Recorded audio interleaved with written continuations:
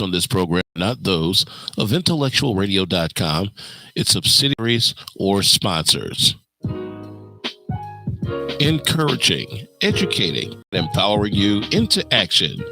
This is Warriors Talk with your host, Lady Rochelle. Hello. This is Lady Rochelle, author and founder of Warriors Talk, where we move away from awareness towards action. It is Testimonial Monday, and I'm so grateful that you have decided to take this drive with me as we dive into our topic, fighting in the face of fear. You can listen live on Intellectual Radio. You can go to Facebook, YouTube, as well as Spreaker.com, and just type in Intellectual Radio. You can catch the drive at 5 with Roman. He always has some amazing guests. Just keep it locked in right here on Intellectual Radio and allow us to feed your brain. You can also follow me, Lady Rochelle, on all forms of social media. Just type in at Warriors Talk with the number 1. Now, last week we talked about, with Doc Michelle, we talked about the coronavirus. And we know that right now, many states are under quarantine where our movement is limited.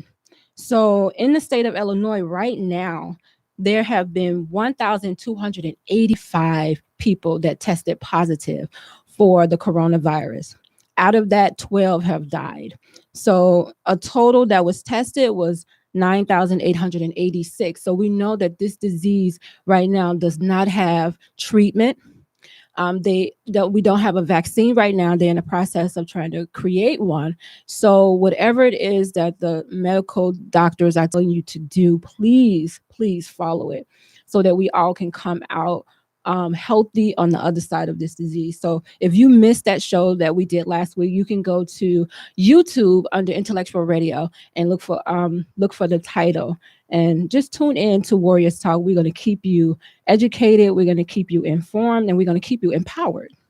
So hello to everybody that's tuning in on Facebook. Thank you so much for tuning in. Please share the video, invite somebody else in on the video. We're going to be talking about fighting in the face of fear. So the show is being sponsored by Allstate with Paula Kelly. She's located at 327 East Glenwood Lansing Road in Glenwood, Illinois. She can be reached at 708-758-3300. And she's catering to all of your insurance needs. So I'm waiting to see for y'all to hit that share button. It lets me know when you share the show. So share the show. Hello to Lisa. Hello to Jasmine. Who else did I see on here? Hello to Henry. Hello to my Leah, Brian, and Tina. So all of you guys that are listening, like and share the show so that somebody else can get this important information. So I have a special guest today that's going to be sharing her cancer journey. Again, this is Testimonial Monday. So I'm always excited to hear the cancer journey so that somebody else can be empowered and somebody else can have hope. So my special guest today is a native of Chicago, born and raised. She is happily married 26 years, an Air Force retiree. So she's a veteran. She served her country for 26 years. She received her master's in business in 2015, and she is the author of No More Bad Days. She's also a financial literacy educator, and she's going to be sharing her breast cancer journey with us today. So help me welcome Demetrica Jefferies, but we're going to call her Michi because I know I'm going to screw her name up every time. So welcome, Michi. Thank you, Lady Rochelle. Thank you so much. It's an honor to be here. You are welcome. So I'm so excited to hear your journey because just looking at your bio, I know you have done so many wonderful things. And so you're excited about getting your message out to individuals so that you can help someone as well. So before we get started, tell me, what are your thoughts on this coronavirus? So my thoughts on the coronavirus is, there are many times throughout the history of America that you have had different types of diseases that come, chickenpox, smallpox, polio, the influenza itself. And each time the country was hunkered down, the country had to endure loss, great loss, and had to go through a period and a stage of trying to find a cure, to find treatment for something, to eradicate something that was going to be taken out different populations all across America. So this is another one of these times. This is something that has now come upon us. And while we are in this particular phase of not being comfortable and being scared, my words of encouragement for people to just do what is asked of you, to be safe and to help others through this period as well, and to not live in fear, and to encourage others and to help your community at this time more than ever before. We need to be together to help one another through it. That's what I would like to share about coronavirus. Thank you so much for that. And don't live in fear. We know that God has not given us the spirit of fear, but we know that fear can creep up on us so fast. And before we know it, we're living, like a sheltered person, but that's not what the quarantine is about. It's about being safe. It's about, being safe around your loved ones, just making sure that everybody is healthy, and everybody is staying in a safe place so this disease, this virus won't continue to spread. So we just got to be vigilant about what we need to do so that we can celebrate once this quarantine is over with, because I know everybody's just itching to get outside, to do it, to go shopping. I went over to I did go out today. I went to the store. All the clothing stores were closed. The only thing that was open, Walgreens was open. The grocery stores are open, but most of them we know are closing early. So again, it said they put an order out for us to stay inside. So stay inside. So what we're going to do right now is we're going to transition over into our testimonial Monday. We have an amazing testimony today, and Michi is going to share it with us. I know you guys are going to be blessed. So make sure you share out the show. Hey, Bernie, make sure you share out the show so that you can be empowered by her testimony. So Michi, what I want you to do is, if I left out anything in the beginning when I introduced you, this is your opportunity to just enlighten us, to let us know who you are. Okay, well, thank you, Lady Rochelle. You pretty much touched everything. There are so many things to the bio that I'm honored just to be on your show. So you hit on everything.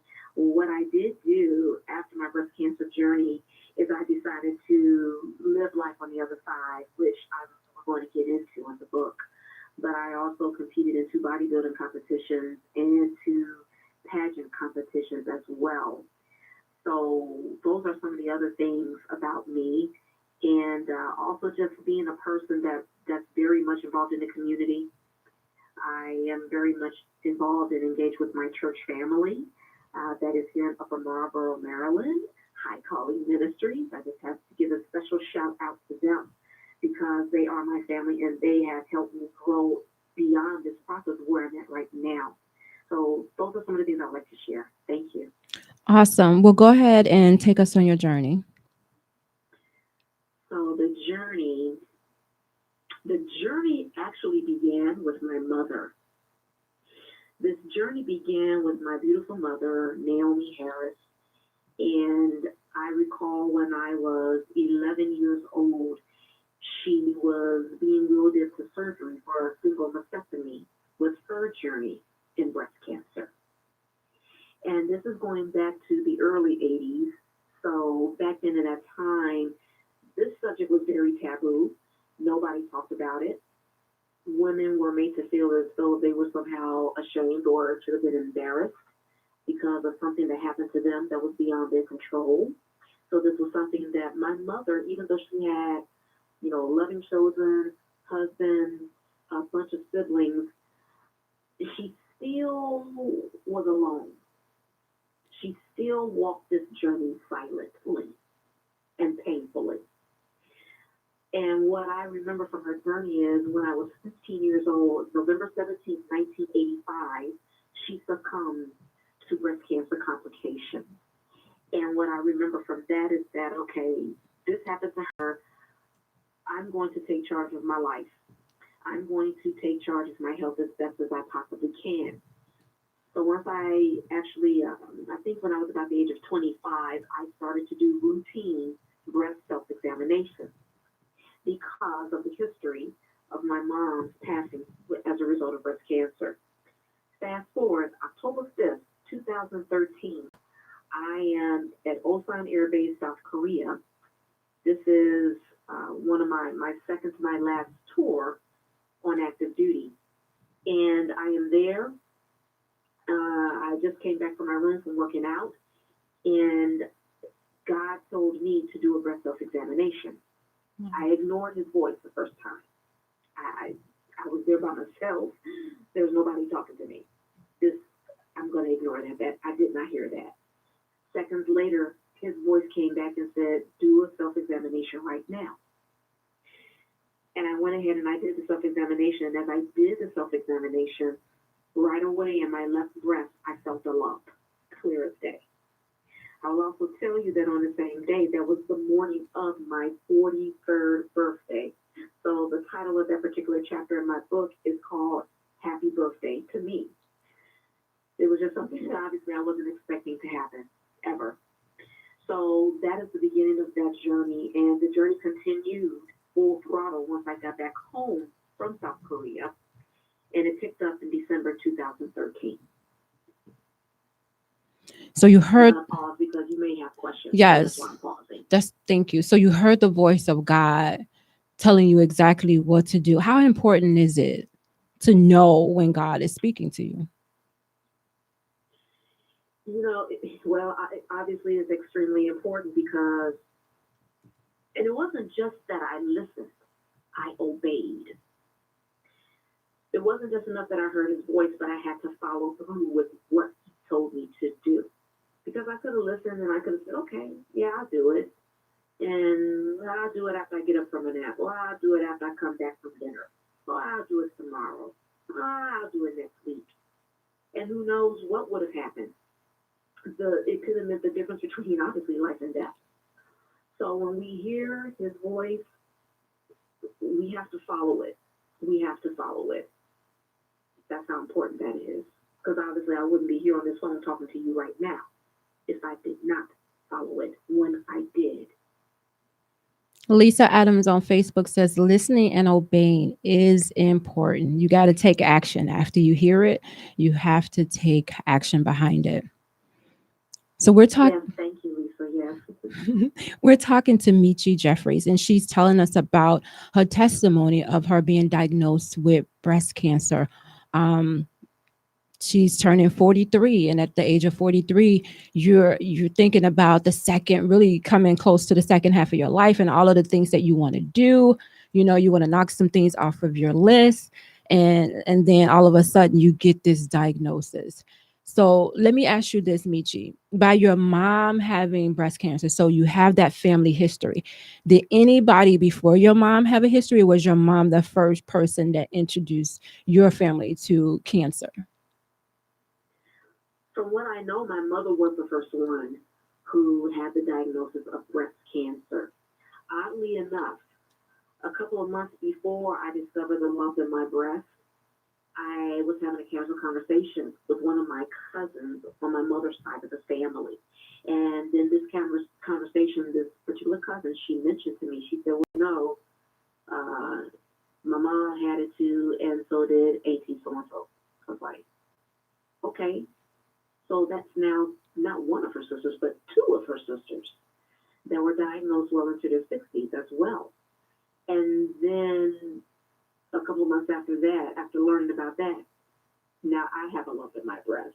And then obviously it was identified, I tested positive with having DCIS, which is ductal carcinoma in situ, in both breasts.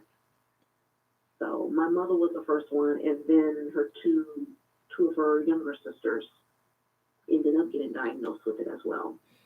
Now, you mentioned that your mom kind of walked this journey by herself. So did your mom already pass before the sisters were diagnosed? Yes, she did. My mother passed away November 17th, 1985. Her sisters weren't diagnosed until, oh my goodness, maybe within this millennium, 2000. Do you have any idea if she had the type of relationship to where she warned them about it, because I know back then, like, that generation didn't really talk a lot about what was going on. The only way you found out anything, just like when you was talking to one of your family members, is like, oh yeah, so and so had it, but we don't really broadcast, yeah, this is what's going on in our family, so you know what, make sure that you're being checked for XYZ. And so I will say this to you at that time, because I was much, much younger. Nobody talked. I can tell you that right now. Nobody talked. Nobody in my mom's family talked. Nobody in my father's family talked. So it was just one big mess of nobody not talking about anything. So the very fact that, and this is a good question, by the way, because what I learned from that is that I am going to talk. What I learned from that is, okay, I feel this under my breath. I'm not going to panic right away. But once I discovered what it was, I decided, okay, I am going to talk about it. I'm going to shout about it, because I have nothing to be ashamed about. I have nothing to be embarrassed about. This is something that is happening to me, not because I chose it to happen, but this is happening to me, and now I'm going to share this with somebody else. I don't want to go down the same path that my mother took by sitting in silence. You don't win that way. That was a powerful statement. Ladies, men, because we know men get breast cancer as well. We have to break the silence. We have to remove the mask, and we have to make sure that we are telling people what we're going through. Awareness is one thing. Prevention is a whole nother world. If we are helping people to prevent breast cancer or prevent cancer, period, then we can save a life. Awareness normally comes once it's over, then we're telling everybody, okay, be aware about it. No, prevention. We have to make sure that we're doing things to prevent it. Breaking the silence is one of those ways to prevent people from going through this, especially talking to your family members.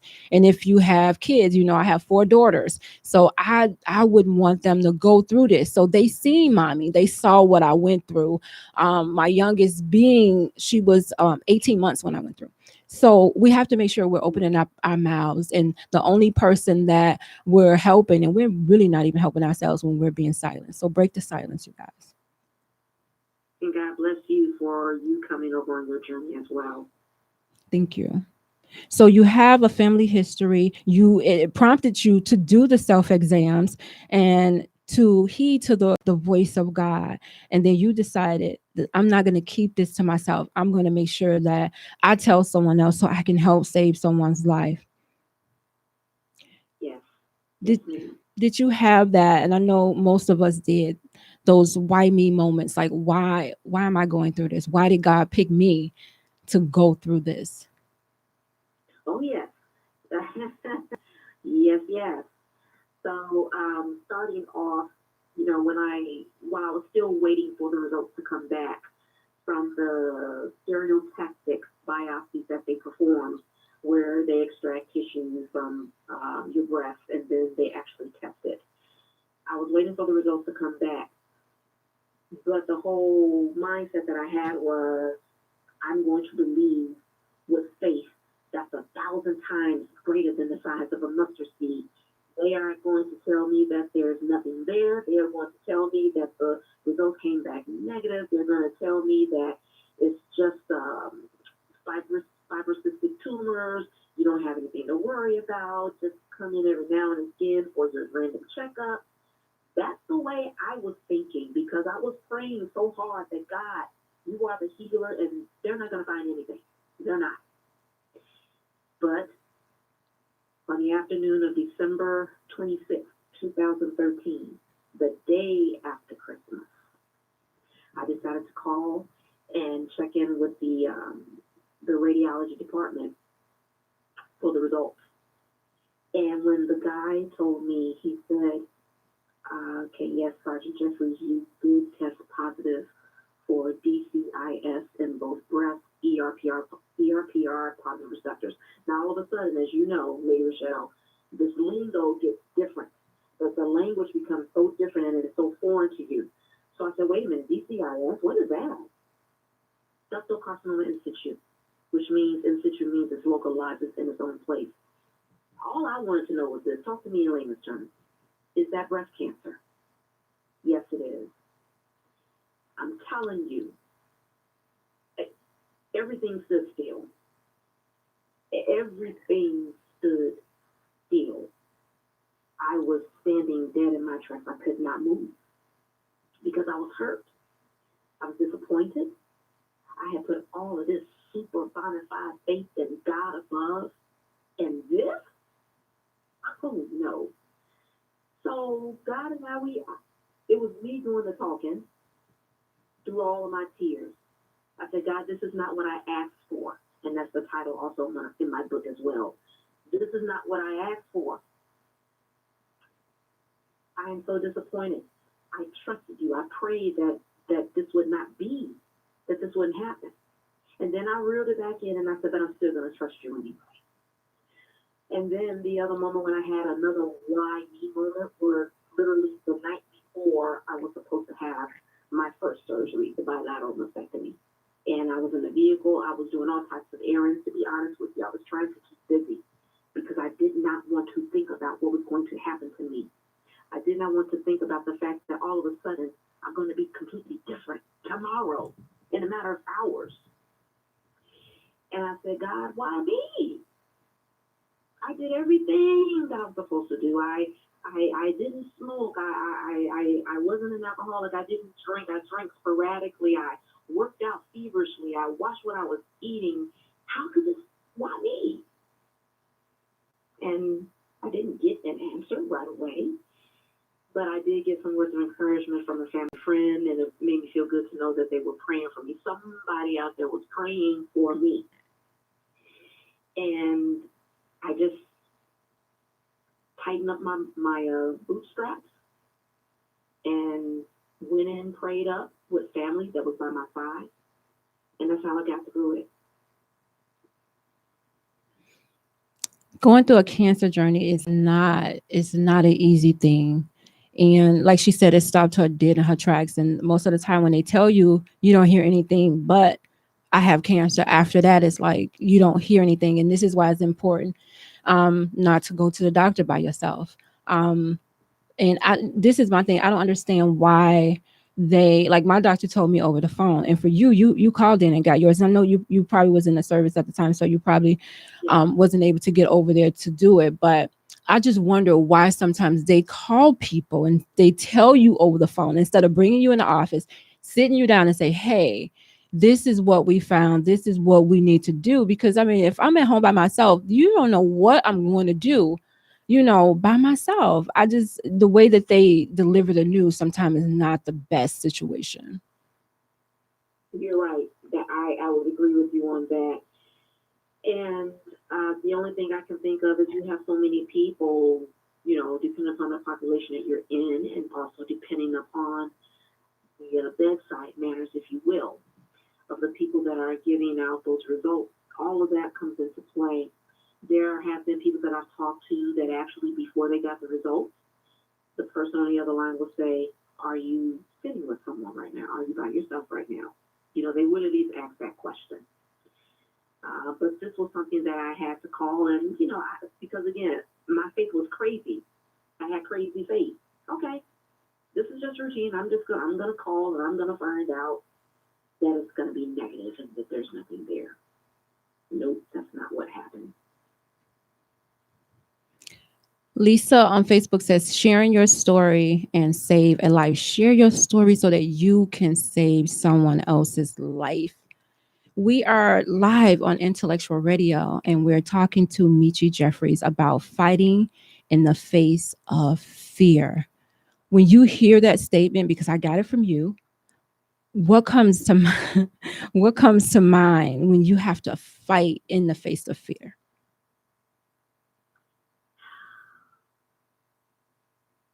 You got to put your dukes up, literally, in a physical sense, in a spiritual sense, and also socially. And let me capitalize on the social part of it.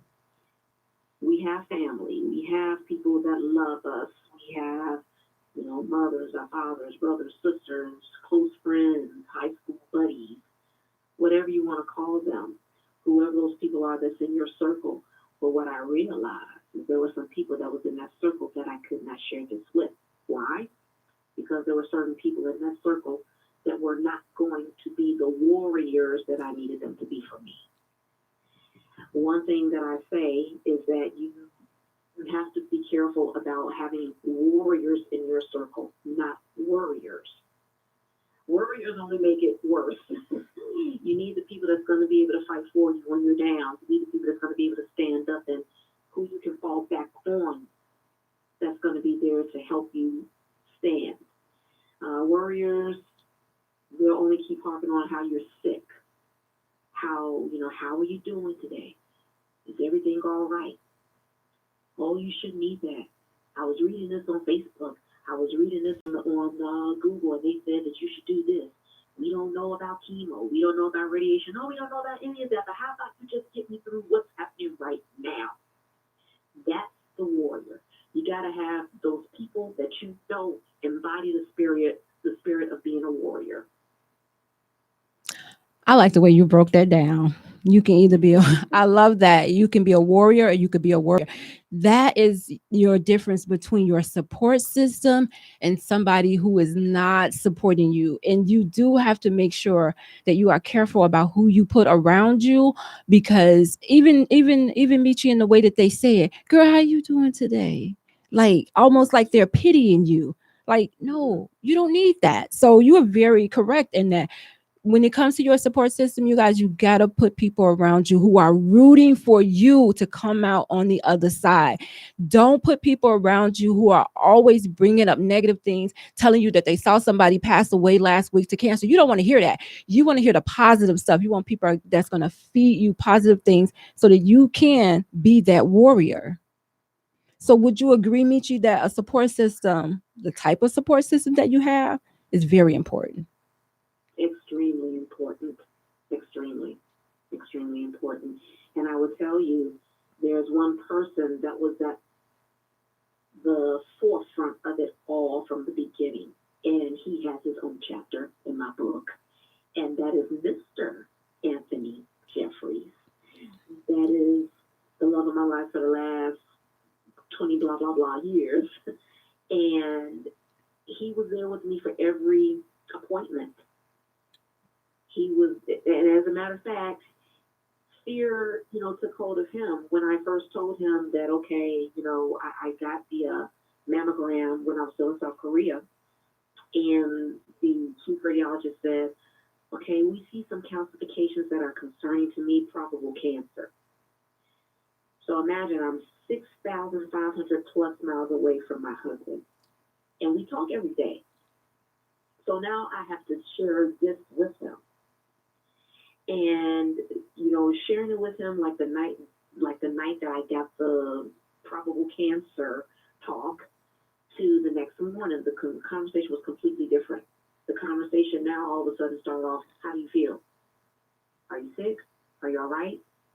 Do you have a fever? No, man. I feel the same way I felt the night before when they told me it was probable cancer. Nothing has changed. Nothing has changed. But again, it's something about words, and our words have power. So that very word, cancer, right there, it's just, whether we know it or not, subconsciously, there's a shifting.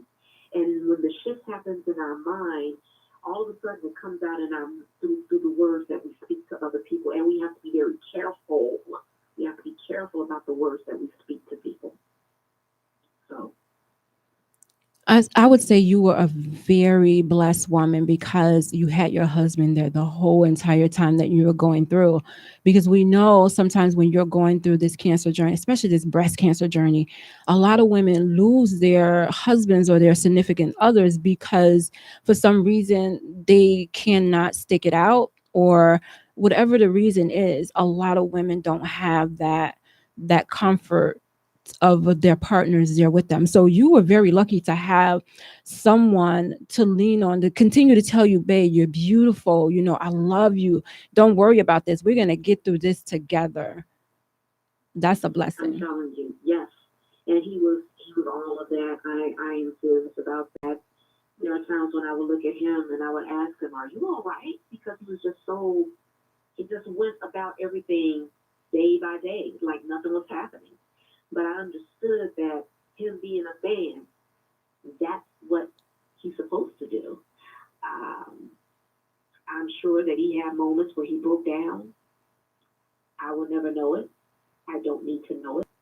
But what I do know is he played his role extremely well. So I decided I would keep him. Well, kudos to him too, because we sometimes we forget about the other person that's there. When one person is diagnosed with cancer, the whole family is actually going through this cancer. So sometimes we forget about the spouses that are there cheering that person on. So tell him that Warriors Talk said we are excited that he was there for you and to continue to push through. So I'm excited to read his chapter in the book as well.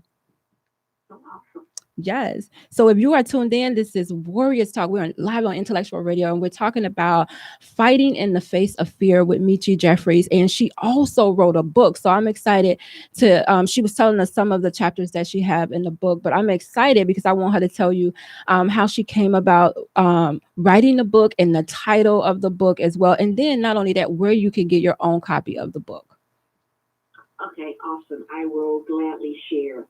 The title of the book actually came up through a conversation that I had with one of my dear, lovely pink sisters who lives on the outskirts of Atlanta. Her name is Rhonda Williams. And this particular conversation she and I had was February 12th, 2014. This was the morning that I received the results from my pathology report. And the pathology report said that they got all the cancer out. The pathology report also said that all the biopsies, the margin biopsies, the lymph node biopsies came back negative. What that meant was there were no signs of invasive cancer of any kind. And the pathology report also said because of these reports, there is no need for you to have chemotherapy. You do not need to go through radiation, and you do not need hormone treatment therapy.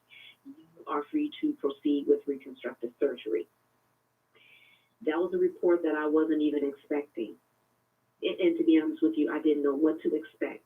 I was just staying prayerful and still trusting God for healing. So after I got the report, immediately I called my girlfriend Rhonda and I shared those results with her. And she told me, Michi, this day forward, you have no more bad days. No more. So she gave me the title for my book right then and there, and she had no idea that she did. And when it came time for me to start writing the book, all I could think about was what she said. No more bad days. So that's where the title came from. You can get a copy of your book from me, actually. You can inbox me, email me at michijeffries@gmail.com. That's MEEECHIE, F as in Frank, F as in Frank, ERIS as in Sam, @gmail.com. Because I actually keep copies on hand because I love to autograph my books and I gladly send them wherever they need to go to whomever is asking and whoever purchases a copy of it. You can also get your own copy if you don't want to do that. You can go through Amazon.com or you can also get your copy through authorhouse.com, AUTHORHOUSE.com. So, what do you want people to walk away with once they read this book? What is the message that you want them to walk away with? The message is you don't have to be bound by your current journey. You know, for me, obviously it was breast cancer, but for somebody it might be a divorce. For somebody it might be their relationship that has to come to an end. For somebody it may be the sudden loss of a child or the loss of that close sibling. It may be bankruptcy. It may be the loss of a job. It may be backstabbing from a loved one or a best friend. It can be any number of things. But the message here is don't let that particular thing define you. Take control of it and walk it out like a boss. And then you'll see what's on the other side of that. It's far greater, far better far richer, far sweeter than where you are at right now. And you preaching right now. I'm going to take up a collection for you. Somebody needs to hear this. Somebody needs to hear these words of encouragement. Somebody needs to be empowered because somebody just got a cancer diagnosis. Even though we're worried about this virus that's going around, cancer is still being diagnosed. And we know that people, when they get a diagnosis, some people go into hiding, some people don't want to share it. Some people, even when we're going through, some people don't get help when they're going through a cancer diagnosis. And we know that the physical as well as the mental health is important. So as far as the mental health, did you feel like you needed any additional help when it came to the mental portion of it? Because I know a lot of times the doctors don't focus on that. For me, no, but I contribute that to my faith. So because I already had God in my life, it wasn't as difficult as a trial as it could have been. It wasn't as hard of a road to travel as it could have been. So knowing that, what I did do when I was sitting on the edge of my bed after I got the news that I wasn't asking for, after I got the report about the findings of cancer, I wiped my tears, and the one thing that I remember doing is I went on the Google search engine and I said, okay, I need to educate myself. I'm not going to just sit here and wonder. I'm not just going to sit here and ask, wow, what is it? I don't know what DCIS is. That's what they told me I have. So I'm just going to go with the flow. No, I decided to educate myself. I decided to look up on the breast cancer organization website and learn about the different phases of cancer. So I learned right then and there are 14 different kinds of breast cancer.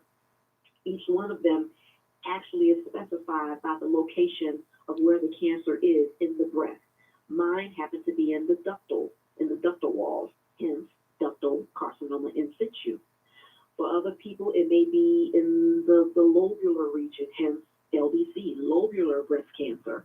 So I learned about all these different types of breast cancers that was out there. I wanted to make sure that I was equipped educationally. I didn't just want to be walking in the dark and waiting for somebody to tell me what's wrong with me or to be able to further identify my particular cancer. No, I wanted to get the education for myself. And then I made sure that I said, okay, I know that I have this particular family member that's in this area that dealt with breast cancer. I need to talk to her. So that's what I did. It's important to educate yourself and not just walk blindly and just accept everything that the doctors tell you. So it's important to do your research and figure out, do I really need this type of treatment? Can I do without this type of treatment? And then it's also, some people may get in a second opinion as well. Don't be afraid to do what you need to do for you. You advocate for yourself. Sometimes you can mention things to the doctors that they haven't even thought about, because when you think about it, they're using everybody as I don't even want to say a case study, but once they give the diagnosis, they get the information from, if you have these 3 things or whatever, you diagnosed with this particular type of cancer. But we know that our bodies are different. Everybody's different. Some people may have diabetes. Some people may have high blood pressure. So you're dealing with different things within your body as well as the cancer. So you have to make sure that you're asking questions that are for you and not that they're linking it to, well, so-and-so had cancer, so this is what she did. You're an individual. You're different. Your treatment should be different. And you should be asking questions so that you can get the type of treatment that's best for you. Absolutely. So I wanted to talk about Michi. Thank you so much, first of all, for just being vulnerable, just being open and willing to share your testimony, not being silent, removing that mask, and to let somebody else know that they too can be a warrior and they don't have to be a warrior. Don't worry. Yes. So I know that, okay, I know that you were in the Army. You did 26 years serving our country. I mean, in the Air Force, serving our country for 26 years. So where did this financial literacy educator come from? It's like, where did this come from? Did it happen after your cancer diagnosis? Because I noticed when a lot of people go through a cancer diagnosis, it seems like once they come out of it, they're on a totally different level, a totally different plane than they were when they went in. That is correct. That is absolutely correct. So I will tell you that um, I had already been retired. My effective retirement date from the Air Force was August 1st, 2015. And I was given 3 wonderful years of pure rest. I came and went as I pleased. I sat down on furniture that I only looked at when I was just passing by, getting ready to go in and out of work. I had a honey-do list just about every day, no problem. My greatest stress of the day was making sure that I, fixed breakfast or whatever meal for my family, and then the rest of the day was mine. I mean, came and went as I pleased, vacationing here and there. So life was extremely sweet, and life is still sweet. But during this sweet period of my life, one of the gentlemen that we both we worship together at the same church. Him and his wife are head of a marriage ministry at our church. Awesome ministry.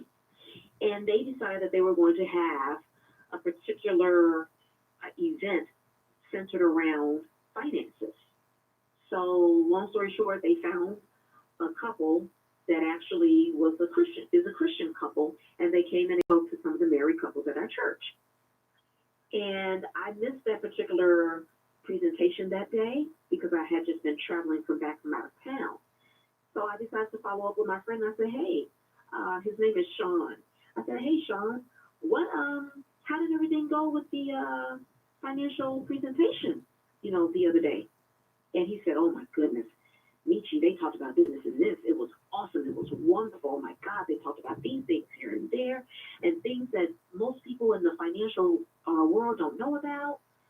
They have these free literacy workshops at our office, up here in Maryland, not too far from us. You should just go up there and check it out.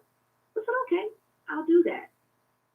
Because I always wanted to know how money worked. I always wanted to know more about investing.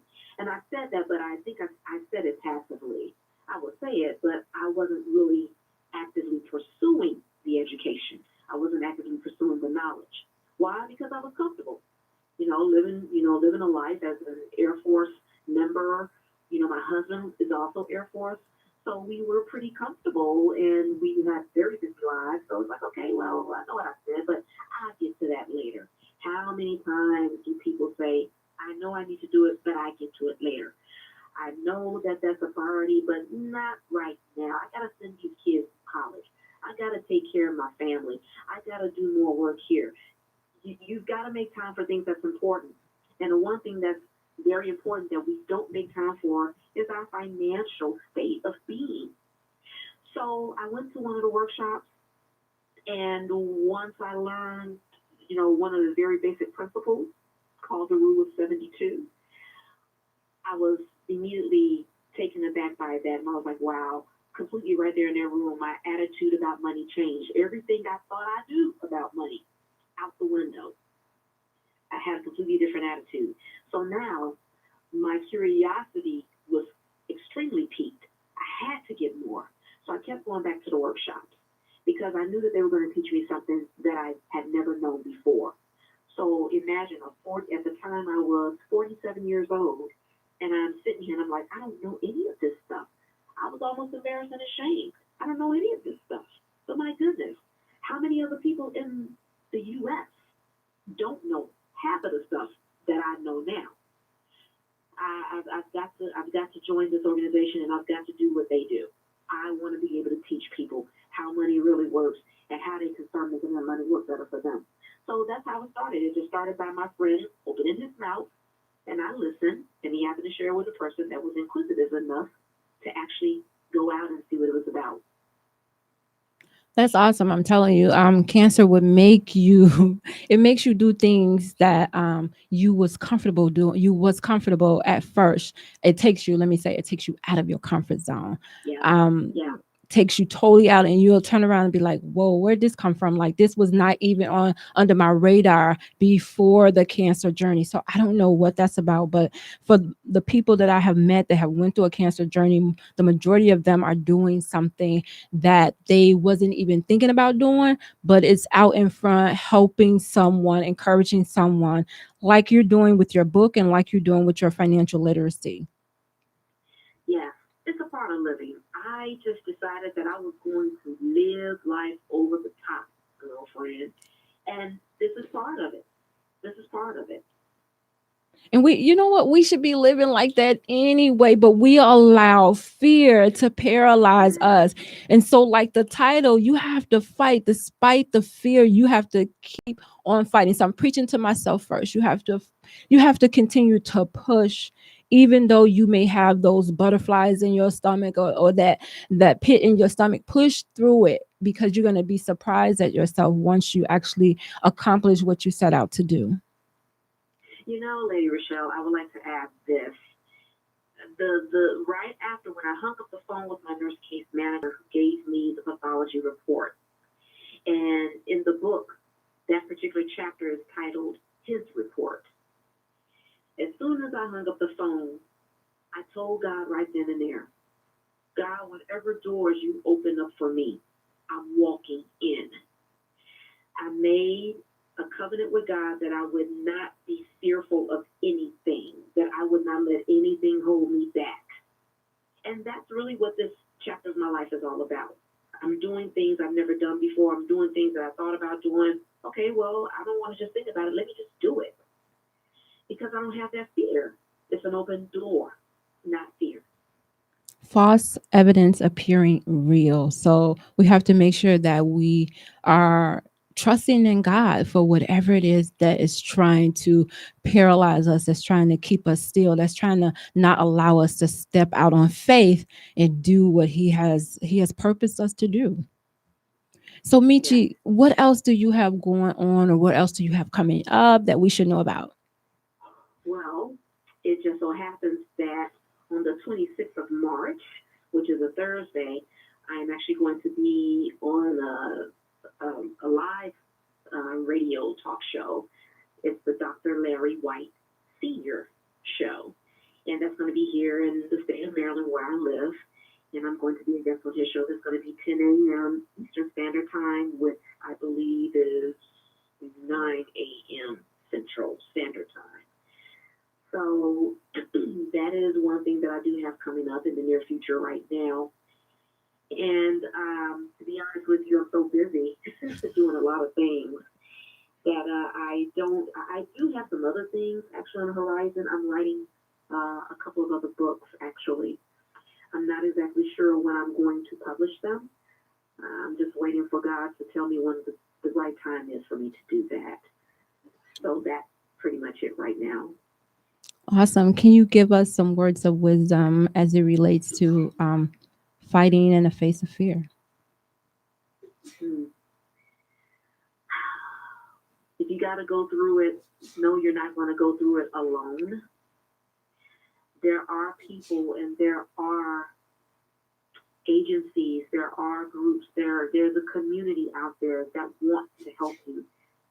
There's power in connecting with the right group of people to get you over on the other side so that you can see life as you were meant to live it. You got to go through it, but you don't have to go through it alone.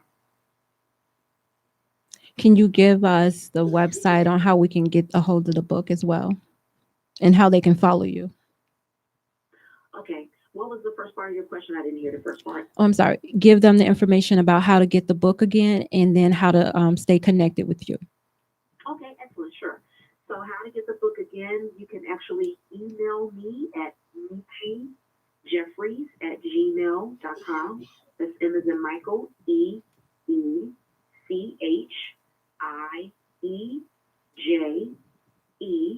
F as in Frank, F as in Frank, ERIS as in Sam, @gmail.com. You can also get your books online through Amazon.com or authorhouse.com. AUTHORHOUSE.com.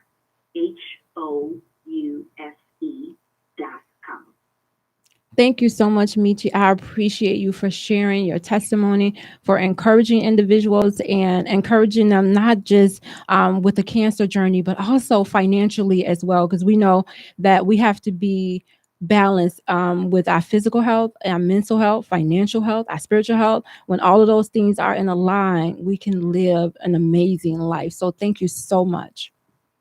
Yes, thank you, Lady Rochelle, for having me. Bless you. You're welcome. Thank you.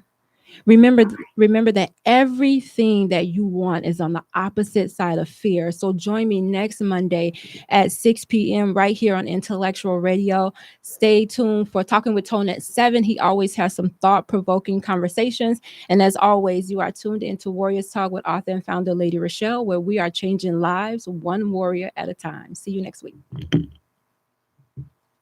To this week's edition of Warriors Talk with Lady Rochelle.